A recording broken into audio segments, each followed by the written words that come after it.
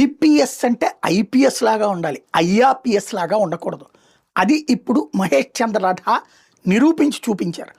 వాస్తవంగా ఇంటెలిజెన్స్ చీఫ్లు అంటే నక్సలైట్ల యాక్టివిటీస్ ఏంటి, టెర్రరిస్టుల యాక్టివిటీస్ ఏంటి, దొంగల యాక్టివిటీస్ ఏంటి, అరాచక శక్తుల యాక్టివిటీస్ ఏంటి, రాజకీయ నాయకులు ఎవడన్నా క్రిమినల్ యాక్టివిటీస్ చేస్తున్నారా, రౌడీజాలు చేస్తున్నారా, ఫ్యాక్షనిజం చేస్తున్నారా, లేదా రౌడీలు ఫ్యాక్షనిస్టులు ఏమైనా చేస్తున్నారా, స్మగ్లర్లు ఏమైనా చేస్తున్నారా, ఇట్లాంటి వాటి మీద నిఘా పెట్టాలి. ప్రధానంగా అరాచక శక్తులైనటువంటి నక్సల్స్, తీవ్రవాదుల మీద కన్ను వేయాలి. అది ఇంటెలిజెన్స్ ఉద్యోగం అంటే. కానీ మన రాష్ట్ర విభజన తర్వాత నుంచి పట్టిన దరిద్రం ఏంటంటే అధికారంలో ఉన్న రాజకీయ పార్టీలకి తాబేదారులుగా పనిచేస్తున్నారు ఇంటెలిజెన్స్ చీఫ్స్. ఏ రాజకీయ నాయకుడికి ఉన్నటువంటి లూప్ హోల్స్ ఏంటి, అధికార పక్షానికి ప్రత్యర్థిగా ఉన్నటువంటి ప్రతిపక్షంలో ఉన్నటువంటి ఎమ్మెల్యేలకు సంబంధించినటువంటి వీక్నెస్ ఏంటి, వాళ్ళు ఎక్కడ తేడా చేశారు, ఎందులో అమ్మాయిలతో సంబంధాలు ఉన్నాయా, లేకపోతే ఏదన్నా వేరే వేరే తప్పులు చేస్తున్నారా, ఆ లెక్కలు ఇచ్చి అది దాని ద్వారా యాక్షన్